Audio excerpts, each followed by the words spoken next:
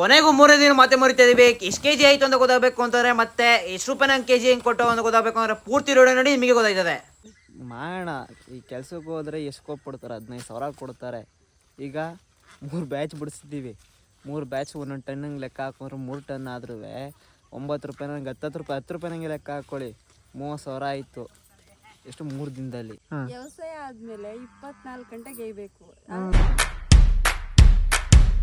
ನಿಮ್ಮ ರೈತನ ಮಗ, welcome back to my log.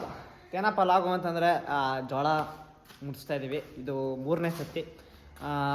ಮತ್ತು 2ನೇ ಸತಿ ಮುಡಿಸಿದಲ್ಲ. ನಾನು ಪ್ರತಿ ಸತಿ ಹೇಳೋದು ಬೇಡ, ಡೈಲಿ ಮಿನಿ ಲಾಗ್ ಹಾಕ್ತೀನಿ. ನಾನು ಏನೇನು ಡೈಲಿ ಮಾಡ್ತೀವೋ ಡೈಲಿ ಮಿನಿ ಲಾಗ್ ಹಾಕೋ ಬರ್ತೀನಿ. ಎಲ್ಲನೂ ಲಾಗ್ ಮಾಡೋಕ್ಕಾಗಲ್ಲ, ಯಾಕೆ ಎಲ್ಲನೂ ಮಾಡೋಕ್ಕೆ ಹೋಗ್ತೀನಿ ಅಂತಂದರೆ ನಿಮಗೆ ಬೋರ್ ಆಗಿಬಿಡುತ್ತೆ. ಡೈಲಿ ಅದನ್ನೇ ತೋರಿಸ್ಕೊ ಮಾಡೋದು. ಮಿನಿ ಲಾಗಲ್ಲೇ ಏನೋ ಒಂಥರ ಚೆನ್ನಾಗಿರುತ್ತೆ, ಶಾರ್ಟಾಗಿ. ಯಾಕಂದರೆ ಲಾಗ್ ಮಾಡಿದ್ರೆ ಒಂದು 10 ನಿಮಿಷನಾರು ಇರಬೇಕು. ಲಾಗ್ ಮಾಡಿದ್ಮೇಲೆ 10ರಿಂದ 15 ನಿಮಿಷ ಇದ್ದರೆ ಏನೋ ನಿಮಗೂ ನೋಡೋಕೊಂಡ್ರೆ ಇಂಟ್ರೆಸ್ಟ್ ಬರುತ್ತೆ. ಅದಕ್ಕೋಸ್ಕರ ನಾನು ಡೈಲಿ ಲಾಗ್ ಮಾಡಲ್ಲ. ಇಲ್ಲ ಮಾಡಿದ್ಮೇಲೆ ಡೈಲಿ ಲಾಗ್ ಮಾಡಿದ್ಮೇಲೆ ಚೆನ್ನಾಗಿರಬೇಕು, ಕಂಟೆಂಟ್ ಇರಬೇಕು. ಕಂಟೆಂಟ್ ಹೆಂಗಿರಬೇಕು ಅಂತಂದರೆ ಅದು ಇಂಟ್ರೆಸ್ಟ್ ಬರಬೇಕು ನಿಮಗೆ. ಆ ಥರ ಇದ್ದರೆ ಏನೋ ಡೈಲಿ ಲಾಗ್ ಮಾಡ್ಬೋದು. ಅದಕ್ಕೋಸ್ಕರ ನಾನು ಮಾಡ್ತಾರೆ ಡೈಲಿ ಲಾಗು. ನೋಡೋಣ ಮುಂದೆ ಯಾವ್ದಾರು ಕಂಟೆಂಟ್ಗಳು ಚೆನ್ನಾಗಿ ಸಿಕ್ಕಿದ್ರೆ ಮಾಡೋಣ. ಅದಕ್ಕೆ ಡೈಲಿ ಶಾರ್ಟ್ ವೀಡಿಯೋಗಳು ಹಾಕೋದು ನಾನು ಇನ್ಸ್ಟಾಗ್ರಾಮಲ್ಲಿ. ದಯವಿಟ್ಟು ಯಾರು ಈ ಲಾಗಲ್ಲಿ ಯೂಟ್ಯೂಬಲ್ಲಿ ನೋಡ್ತಿದ್ರೆ ಇನ್ಸ್ಟಾಗ್ರಾಮಲ್ಲಿ ಹೋಗಿ ಚೆನ್ನಾಗಿ ಕೂಡ ತ್ರಿಬಲ್ಲಿ ಅಂತ ನೋಡಿರಿ. ಅಲ್ಲಿ ಡೈಲಿ ಫಾಲೋ ಮಾಡ್ಕೊಳ್ಳಿ. ಡೈಲಿ ಶಾರ್ಟ್ ವೀಡಿಯೋಗಳು ಹಾಕ್ತಾ ಇರ್ತೀನಿ. ಮತ್ತು ಈಗ 3ನೇ ಸತಿ ಮುಗಿಸ್ತಾ ಇದ್ದೀವಿ. ಎಷ್ಟು ಕೆ ಜಿ ಆಯಿತು? ಫಸ್ಟ್ನೇ ಸತಿ ಅಂದರೆ 896 kg ಆಯಿತು. 2ನೇ ಸತಿ 939 kg ಆಗೈತೆ.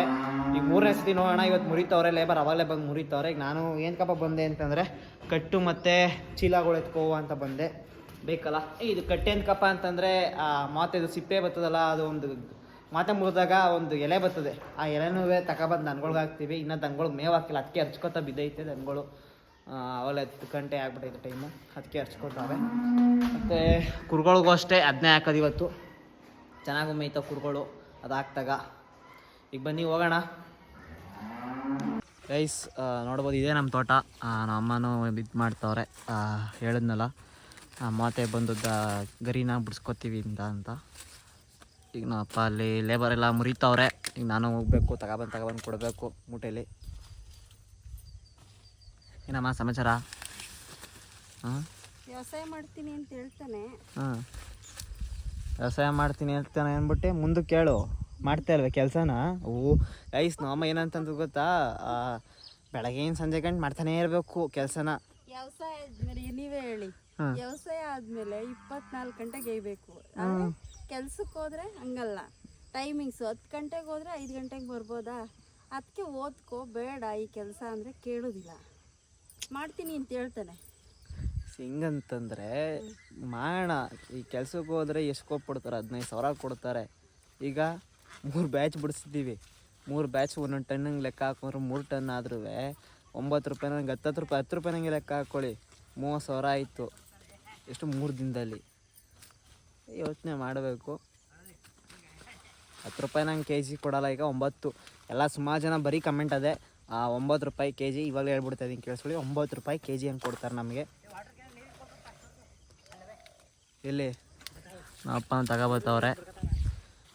ಆಮೇಲೆ ಸಿಗ್ತೀನಿ ಗೈಸ್. ಈ ವಿಡಿಯೋದಲ್ಲಿ ಎಲ್ಲ ತಿಳಿಸ್ಕೊಡ್ತೀನಿ. ಎಷ್ಟು ಕೆ ಜಿ ಆಯ್ತು ಇವತ್ತಿಂದು ಎಲ್ಲ ಪ್ರತಿಯೊಂದು ತಿಳಿಸ್ಕೊಟ್ಟು ಎಲ್ಲ ಹೇಳ್ತೀನಿ. ತಗೋಗಿ ಸುರಿತಾ ಇದ್ದೀನಿ ಗೈಸ್. ಮುರಿದಂಗೆಲ್ಲ ತಗೊಬಂದು ಅಂತ ಗುಡ್ಡೆ ಹಾಕೋತೀವಿ. 2 ಸತಿ ಮುರಿದ್ವಲ್ಲ, ಅಷ್ಟೊಂದೇನು ರಿಸ್ಕ್ ಅನಿಸ್ಲಿಲ್ಲ.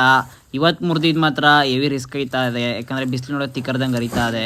ಅಮ್ಮ ಬಿಡಿಸ್ತವ್ರು ಅದನ್ನ. ಅಪ್ಪ ದನಿಗೆ ಅದು ಬಿಡಿಸ್ಕೊತೈತೆ. ನಮ್ಮಪ್ಪ ದನಗಳು ಕೆಡ್ತಾ ಇದೆ. ಲೇಬರಲ್ಲಿ ಮುರಿತವ್ರೆ. ಮತ್ತು ಪೂರ್ತಿ ಎಲ್ಲ ಆದಮೇಲೆ ಸಿಗ್ತೀನಿ. ಐಸ್ ದನಗಳಿಗೆ ಮೇವು ತಗೊಬಂದೆ, ಅಲ್ಲಿ ಬಿಡಿಸಿದ್ದ ದನಗಳಿಗೆ ಹಾಕ್ಬಿಟ್ಟು ಹೋಗ್ಬೇಕು. ಹಚ್ಕೋತಾ ಬಿದ್ದಾವೆ, ಟೈಮ್ ಬೇರೆ ಆಗ್ಬಿಟ್ಟೈತೆ. ಏನು ಮಾಡೋಣ? ಎಷ್ಟು ಜನಪ್ಪ ಬಂದವ್ರೆ ಲೇಬರು ಅಂತಂದರೆ 4 ಜನ ಬಂದವ್ರೆ. ಇವಾಗ ನೋಡಿ 4 ಜನ ಮುರಿತವ್ರೆ ಪಟ ಅಂತ. ಫೈನಲಿ ನೋಡ್ಬೋದು, ಇಷ್ಟ ಆಗೈತೆ. ಇವತ್ತು ಹಸಿ ಕಮ್ಮಿನೇ, ಒಂದು ಸ್ವಲ್ಪ ಬಿಡಿಸ್ಬೇಕಷ್ಟೇ. ಹಸಿ ಕಮ್ಮಿನೇ. ನೆನೆ ಮೊನ್ನೆ ಎಲ್ಲ 2 ಸತಿ ಕಿತ್ತಿದ್ವಲ್ಲ, 2 ಸತಿನೂ ಸ್ವಲ್ಪ ಜಾಸ್ತಿ ಸಿಕ್ತು. ಹೇಳಿದ್ನಲ್ಲ 896 kg ಒಂದು ಸತಿ, ತಿನ್ನೋದಾದ್ಮೇಲೆ ಇನ್ನೊಂದು ತಾವು ರೆಡಿ ಮಾಡ್ಕೊಂಡಿದ್ದೀವಿ. ಅದೇ ನಾವಪ್ಪ ಅದು ಹೇಳ್ತವ್ರು ಇನ್ನೊಂದು ಹೊರಗಡೆ ಪಾಗತ್ತಿ ಅದಕ್ಕೆ ಅಂದರೆ ಒಂದು ನೆಡ್ಬೇಕಾದ್ರೆ ಒಂದು ವೀಡಿಯೋ ಮಾಡಿ ಹಾಕಿದ್ದೀನಿ. ಅದೊಂದು ಮಿಷಿನಲ್ಲಿ ನೆಟ್ಟಿದ್ದೀವಿ ಅದನ್ನ. ಅದು ಯಾರು ನೋಡಬೇಕು ಅಂತಂದರೆ ಹೋಗಿ ಚೆಕ್ ಮಾಡಿ, ಅದು ಅಪ್ಲೋಡ್ ಮಾಡಿದ್ದೀನಿ ಲಾಗು. ಮತ್ತು ಇನ್ನು ನಾವೆಲ್ಲ ಸೀಮೆಯಲ್ಲೆಲ್ಲ ಕಿತ್ತಾಕ್ಬಿಟ್ಟು ಇದೇ ಮಾಡ್ತಾಯಿರೋದು. ಈಗ ಹಾಲು ಚೆನ್ನಾಗಿ ಕೊಡ್ತಾವೆ ದನಗಳು, ಸುಮ್ಮನೆ ಏನಕ್ಕೆ. ಆಮೇಲೆ ತೆಂಗಿನ ಮರ ಮೇಯ್ನ್ ಅಂದರೆ ತೆಂಗಿನ ಮರ ಹೋಯ್ತೈತೆ ನಮ್ಮವು ಕರೆಕ್ಟಾಗಿ. ಉಳ್ಮೆ ಅಲ್ಲ ಎಲ್ಲ ನಾವು ಏನೇ ಹಾಕಿದ್ರೂ ಗೊಬ್ಬರ ಏನೇ ಹಾಕಿದ್ರು ಏನೇ ಇದು ಮಾಡಿದ್ರು ತೆಂಗಿನ ಮರಕ್ಕೆ ಫಲನೇ ಇಲ್ಲ. ಮತ್ತು ತೂಕ ಎಷ್ಟಾಯ್ತದೆ ಏನು ಮಾಡ್ತೀನಿ.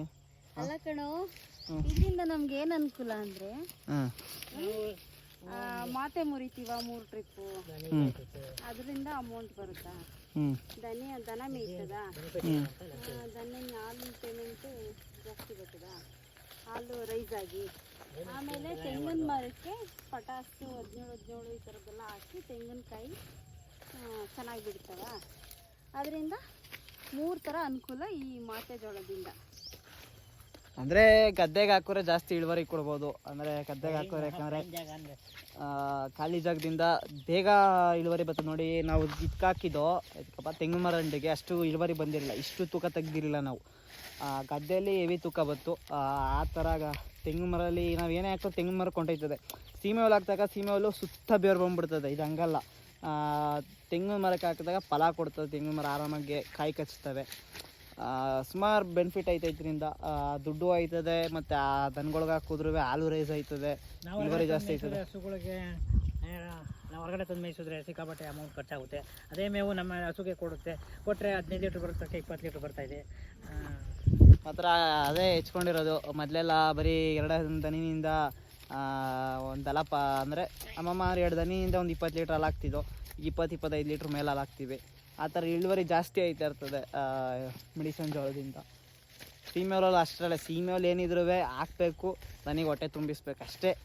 ಇದರಿಂದ ಹಾಲು ಇಳುವರಿ ನೋಡೋಕ್ಕಾಗಲ್ಲ.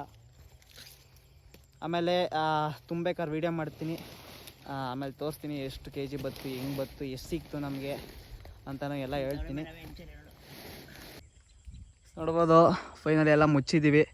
ಎಂತಕ್ಕಪ್ಪ ಹಿಂಗೆ ಮುಚ್ಚೋದು ಅಂತಂದರೆ ಬಿಸಿಲಿಗೆ ಬಾಡೋಯ್ತದೆ ಅಂತ ಮುಚ್ತೀವಿ ಅಷ್ಟೇ. ಬನ್ನಿ, ಅವ್ರು ಇನ್ನೂ ಬರೋದು ಲೇಟು.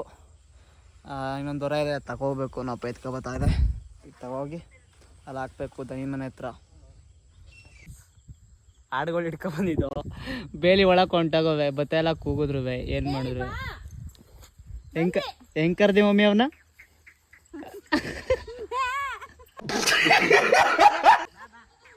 ಅಲ್ಲ ಒಳಗಡೆ ಬತ್ತೆ ಎಲ್ಲ.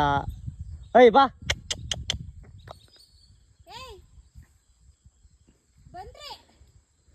ಓಡಿಸ್ಕೊ ಬರ್ಬೇಕೀಗ. ಫಸ್ಟ್ ಟೈಮ್ ಬಿಟ್ಟಿರೋ ನಾವು ಒಳಗಡೆ ಕೂಡ ಹಾಕ್ತಿದ್ದು. ಅಲ್ಲೇ ಸೊಪ್ಪು ಗಿಪ್ ಕಟ್ಕೊಂಡು ಮೇವು ಗೀವು ಹಾಕೊಂಡಿರ್ತಿದ್ದು.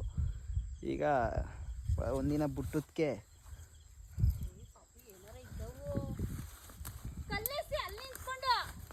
ಅಯ್ಯ ಬಾ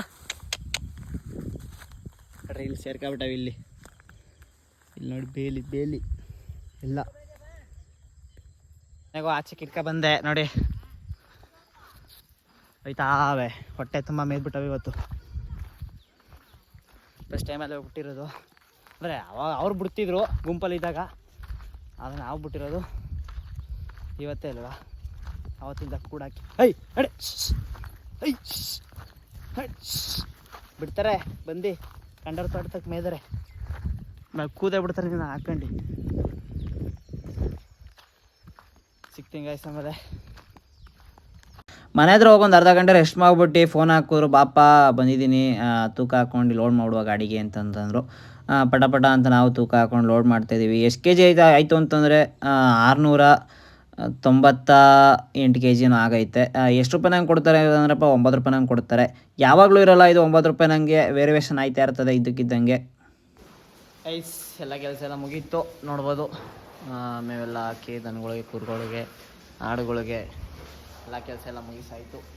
ಮತ್ತು ಈ ಲಾಗ್ ಇಲ್ಲಿಗೆ ಎಂಡ್ ಮಾಡ್ತಿದ್ದೀನಿ. ಲಾಗ್ ಇಷ್ಟ ಆಗೈತೆ ಅಂತ ಅಂದ್ಕೊಂಡಿದ್ದೀನಿ. ಲೈಕ್ ಮಾಡಿ, ಶೇರ್ ಮಾಡಿ, ಕಮೆಂಟ್ ಮಾಡಿ, ಸಬ್ಸ್ಕ್ರೈಬ್ ಮಾಡ್ಕೊಳ್ಳಿ ಗಾಯ್ಸ್.